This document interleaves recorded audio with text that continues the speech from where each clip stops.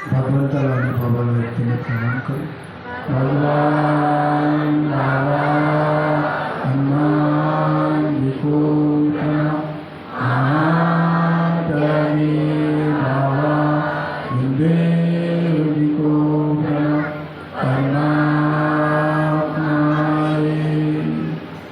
नमस्कार.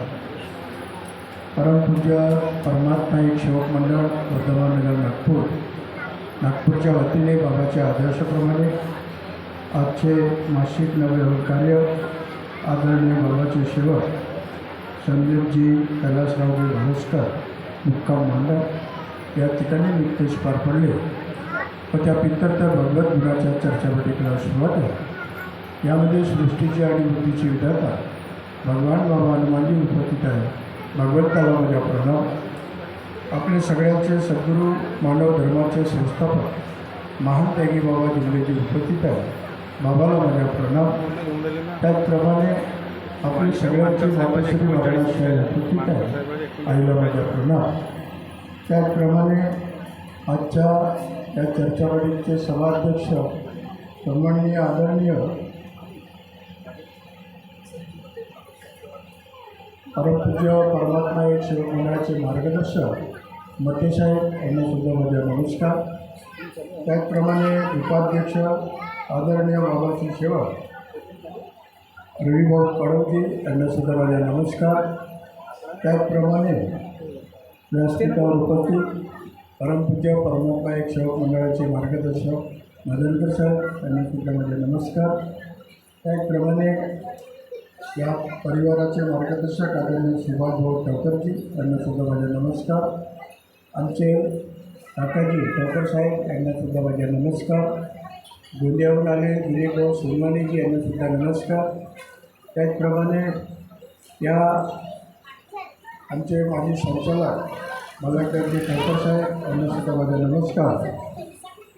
आणि उपस्थित व्यासपीठावर इतर क्षेत्रातून आलेले मार्गदर्शक आदरणीय कार्यकर्ते, माझ्यासोबत आले कार्यकर्ते आदरणीय सुनीलभाऊ कुसुरकरजी आणि समस्त व्यासपीठ यांनासुद्धा माझे नमस्कार.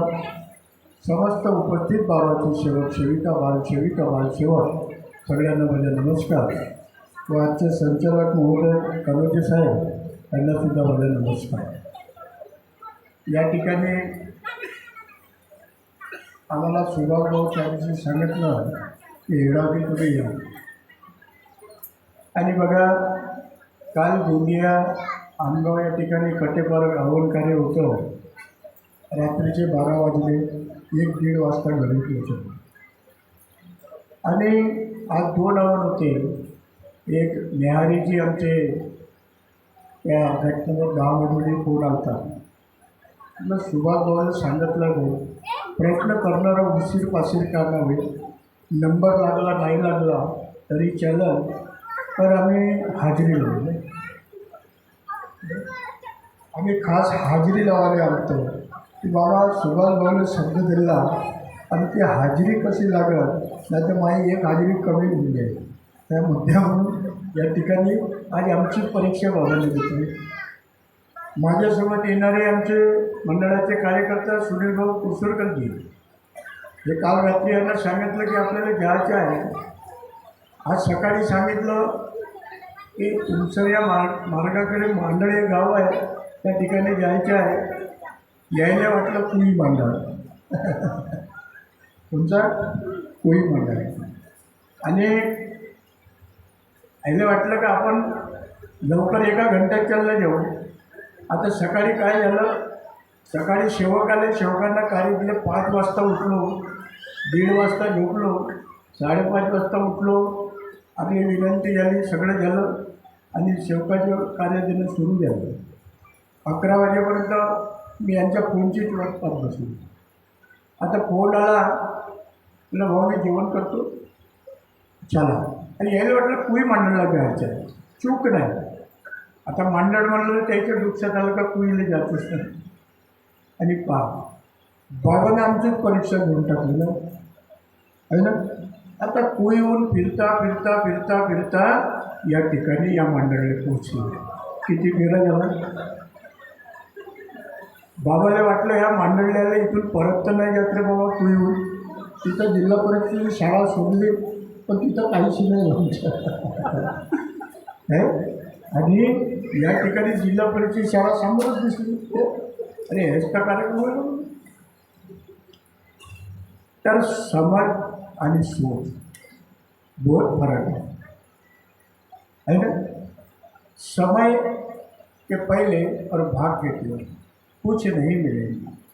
अगर आप तन मन धन में भगवान को अगर रखा है तो रास्ता भगवान देगा, तुम हमको नहीं देगा, नहीं क्या.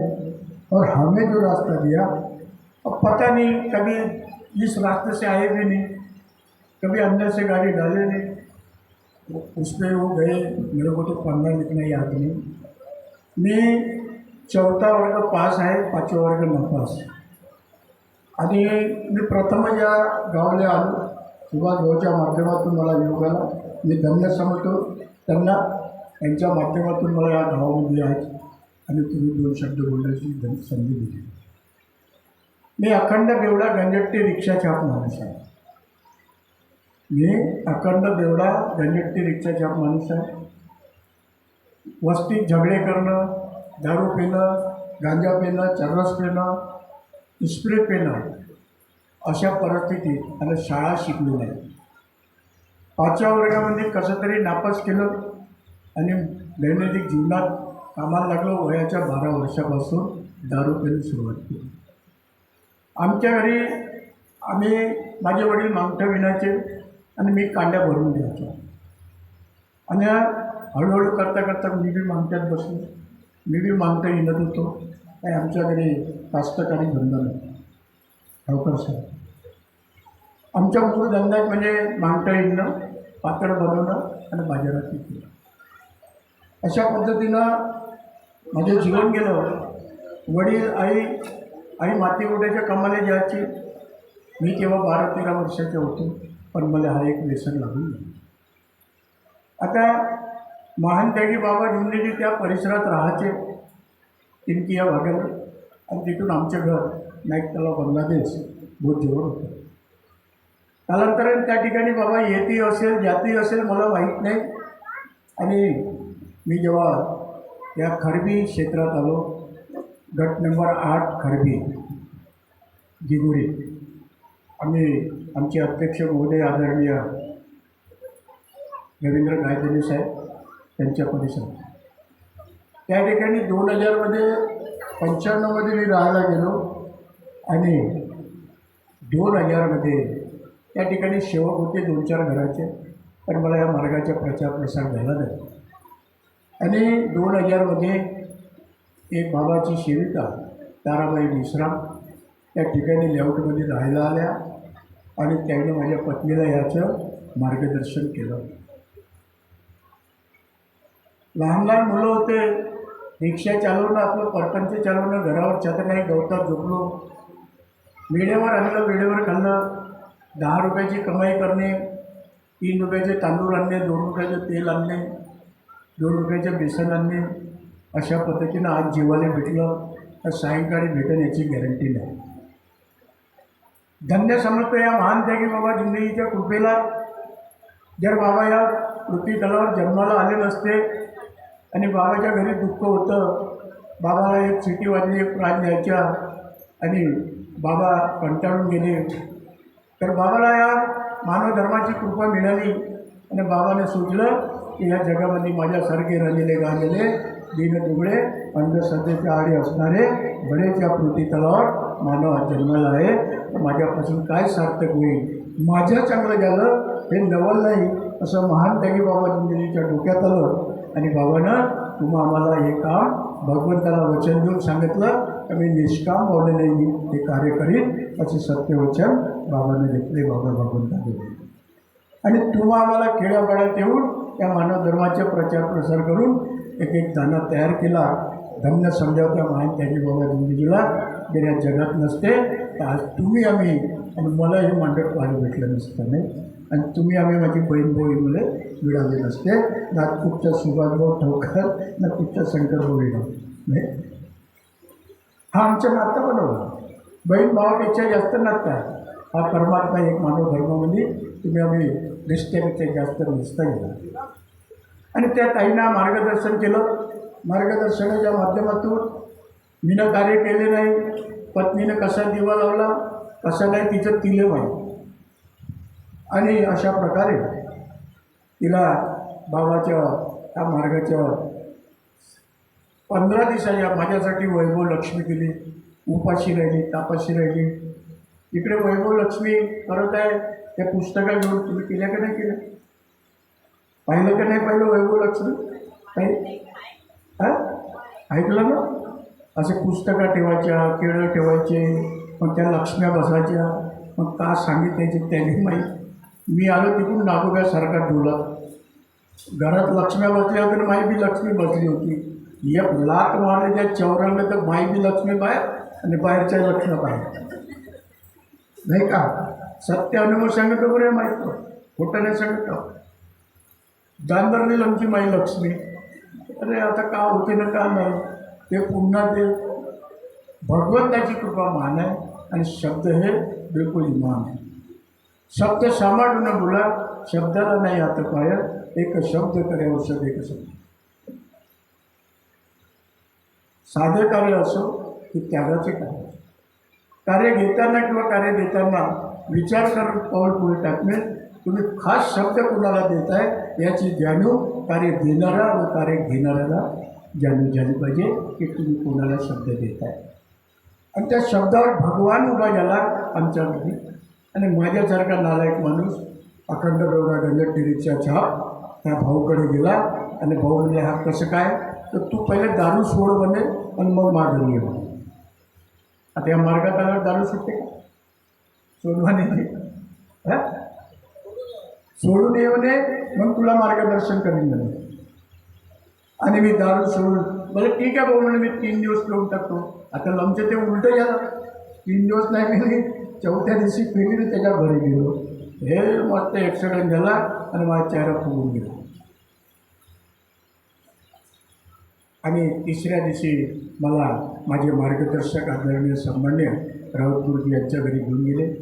पहिला आभूती सांगितली, हा मार्ग त्या योग मिळाला. आणि पहिल्या दिवशी मला 3 दिवसाचे कार्य दिले.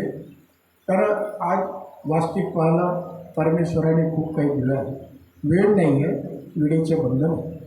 त्या कोणत्यात बसलो होतो, त्या कोणत्यामध्ये या व्यासपीठावर बरेच लोक होते. बऱ्याच लोकांना आपापलं मार्गदर्शन केलं आणि मला ज्यानं या मार्गात आणलं दशरथ भाऊ मेश्राम. आता मला कार्यक्रम संपला. आता तू गुरुजी बसले आहे, तू गुरुजीला जाऊन भेट, नाही तर उद्या मला पनिशमेंट देईन आणि पुणे देईन. गेलो.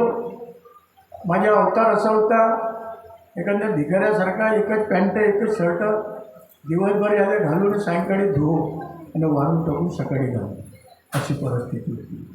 तुमचे मुलं अगर तोच ब्रेड खात आहे तर माझ्या मुलगा मुलगी तुमच्या तोंडाकडे त्यांच्याकडे पाहत आहे, अशी परिस्थिती होती. एका पोळी 2 पोळीची कणिक अर्ध्या पोळीत पत्नीनं खाल्ली, अर्धी मीनं खाल्ली, एका पोळीत माझ्या मुलाबाळांना चारली, अशी माझी परिस्थिती या मार्गात याच्या आधी होती. आलूगुंडे समोसे आणून माझा परिवार चालवला. ताव्यावर चणे फाकून एक गिलास पाणी पिऊन झोपलो, अशी परिस्थिती होती.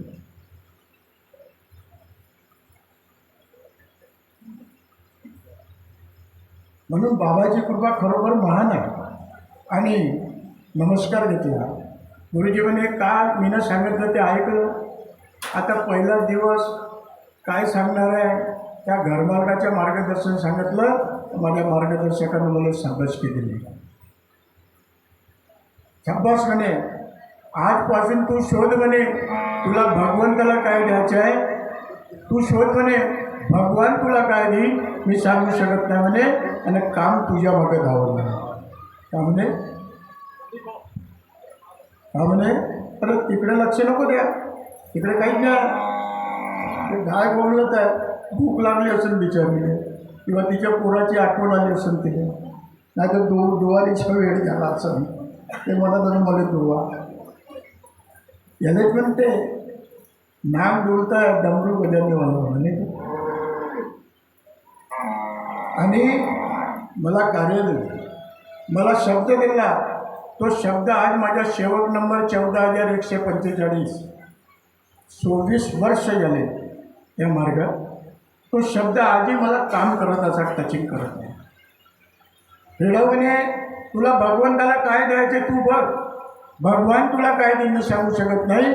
काम तुझ्या मागं धावेल. आणि सत्य परिस्थिती आहे, सत्य परिस्थिती आहे. काम खरोखरच आहे, कामाची कमी नाही. आणि बाबाजवळ शब्द ठेवले, मी फक्त 5वा वर्ग नापास, शाळा शिकलो नाही. पत्नी BA फायनल आहे म्हणजे किती BA फायनल. आणि माझ्या पत्नीने मुलांकडे संस्कार दिला, मुलांना शिकवलं. आज माझा मुलगा बाबाच्या कृपेने डॉक्टर MBBS झाला, विदेशात झाला, रशियाला झाला, नाही नोकरी करत आहे. बाबाच्या कृपेने मुलगी मोठी D.Pharm M.Pharm झाली. दुसरी मुलगी 1.5 वर्षाची होती. बाबाच्या कृपेने, बाबाच्या दिलेल्या तत्वशब्द नियमाने डॉक्टर फिजिओथेरपी झाली. माझ्या बाबाची यादी होती का? एक पंचरवाला माणूस शिकू शकते का? एक चांगला पैसेवाला माणूस शिकू शकते का? विचार का? एवढं धन माझ्या बाबांनी मला दिलं. आता मला बाबाला काय द्यायचे आहे? आणि मी पहिल्या दिवशी नियमावली वाचली आणि समजलो तर सालोबा या मार्गाला सोपा नाही. आपण म्हणतो मरा लागेल, कोणीच मरत नाही. सगळ्याला अहंकार येते, सगळ्याला लोभ आहे. आत्ता एक अनुभव सांगतो ना, माझी रजा घेतो. एका सेवकाला डबल निमोनिया झाला. सुनीलजी जगणे डबल निमोनिया झाला. आता बिमार झाला, दवाखान्यात गेला. तोंडातून आवाजच नाही निघे, आवाज नाही निघे. आता कसं करायचं? पत्नी घाबरली, खूप विचार आला आम्हाला. अनेकात असताना विचार आला. त्यावेळेस नाना प्रकारचे देवधर्म दिले आम्ही, नाही का, समाधान नाही. त्यावेळेस जीव कासावासा झाला. आणि काय म्हणला आपण? जाऊ कुठे राहू कुठे मला सुचेना काय, आणि माझ्या गरीबाची दया या देवी देवताला नाही. देवधर्म लई पुंजले झाले नाही समाधान. चारीकडे मन फिरलं, खूप देवधर्म फिरले, समाधान झालं नाही. त्या मुलाच्या पत्नी घाबरली आणि तिला सांगितलं कि बेटा बोला कैसा हुआ? काकाजी पता नहीं, हमें नहीं मालूम. ठीक है, आप भगवान से विनंती करें, भगवान आपको सहायता करेगा. केलं भगवान, चांगला गेला. मुखातून तोंड आवाज येत नव्हता. त्याला सांगितलं तू सध्या मास्क खाणं बंद कर, तू चांगला होशील. आणि डॉक्टरही सांगितलं की मास्क खाऊ नको, चांगला गेला. आता बघा दुःख कसं येते. चांगला झाला, 4 महिन्याचा काळ गेला. 4 महिन्यापासून त्या दुःखाचं निवारण करायला सोनवानेजी अजूनही नाही आलं. आता योग कसा आला, दुःख कसं आलं? आता परवाच्या दिवशी काल मी बाला त्या ठिकाणी होतो. मला फोन आला, काकाजी बोले कौन बोल रहे? मैं जगने बोल रहे बोले. बोला ठीक है बोलो क्या बात है? तो बोले हमारे पति परमेश्वर का बोले ये दीवार तोड़ते तोड़ते काम को गए और बोले मेरी बात सुना नहीं बोले.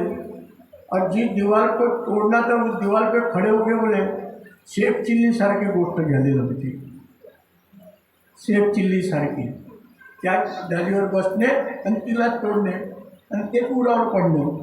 ते दिवाल अशी पडली की त्याचा हा ब्रेन पुरा कामातून गेला, ते चपकूनच गेला. आज सकाळी घरी आलो, सांगू लागलो कि बोला भगवान मेरे बाप का नौकर नहीं है और आपके बाप का नौकर नहीं है. भगवान के कार्य कैसे करना है? आप इसको 2 बार आपत्ति से बचा है. डबल कोरोना हो गया, ये हो गया क्या बोलते उसको निमोनिया. तो कोरोना में निमोनिया हो गया था क्या डॉक्टर साहब? तो लोग बचे क्या? नहीं, ऑक्सीजन हवा खूब दिक्कत लेना पड़ा और हमें ऑक्सीजन फूकट मिलता है तो उसकी भी गरिमा हम समझते नहीं। दे रहा ना भगवान निसर्ग के माध्यम से, उसकी भी गरिमा नहीं। तो अभी बोला आप एक काम करो, ये आपकी गलती है, भगवान की नहीं और किसी मार्गदर्शक कार्यकर्ता की नहीं। अच्छा हो गया तो आप बेईमान किसको हो गए? तो बोले भगवान। ठीक है, जो आपको क्या करना है आप सोचें। तो हमने ठीक है, एक आदमी है, गलती होती है, फिर भी हमने उसे मार्गदर्शन कर दिया। भगवान को बोला बाबा मानो ये बेईमान है, और हम कहते हैं बाबा को बेईमान बोला। ये सोच समझने वाले ने विचार करना चाहिए कि बाबा को बेईमान नहीं बोला। ये मानो भले ही तूने मुझे प्राप्त किया, उसमें से तू एक है, तूने मुझे प्राप्त किया, मानो ये बेईमान है, तो मानव जाति को बेईमान बोला है, बाबा को नहीं। हम कितना भी अच्छा कुछ करेंगे या कितना भी कुछ मिलेगा, फिर भी हमारी दिशा भूल होना है। और बाबा के कार्य है जीवन में गृहस्थ की भावना जगह बिना भगवत कृपा पा सकते नहीं। उसके लिए एक चित्त, एक लक्ष्य, एक भगवान करना पड़ेगा, नियमों का पालन करना पड़ेगा, तत्वों को अपने ध्येय में रखना पड़ेगा। एक टाइम भूखा रहेंगे चलेंगे, एक समय पे लाएंगे चलेगा, मगर इस तत्व शब्द नियम का अनादर किसी न ना करे। तो ही भगवान ने बोला है कि मैं बाबा सेवक मेरा भाई बन सकता, अन्यथा उस सेवकों से मेरा कोई संबंध नहीं, पार्टी लगी रहेंगी, नाम के लिए सेवक बना रहेगा। और मैं यहाँ बैठे हुए सभी मेरे आदरणीय बाबा के हयात के हैं, मते जी है, ठवकर जी है, बहुत से यहाँ बैठे हमारे मदनी जी है, मदनकर जी है। मैं इनके सामने एक बच्चा हूँ और बच्चे के सामने मैं कुछ भी मार्गदर्शन नहीं कर सकता। क्या बच्चा बाप को पढ़ाएगा? ये तो मेरे पिताजी है ठवकर जी, और आज के बच्चे पर मैं नहीं पढ़ा सकता, क्योंकि मैं उतना पढ़ा लिखा नहीं, और मैं आपको कुछ बताने के लिए लिया, मैं भी सीखने के लिए आया। मैं आज यहाँ सुभाष भाऊ के साथ दोस्ताना बनाने के लिए आया, क्योंकि उन्होंने हमें बताया और आपने हमें मान सम्मान दिया, दो शब्द बोलने का चाल दिया। मैं आपका सभी का ऋणी हूँ, सभी का धन्यवाद करता हूँ और अपनी वाणी को विराम देता हूँ। सभी को मेरा आदरपूर्वक नमस्कार।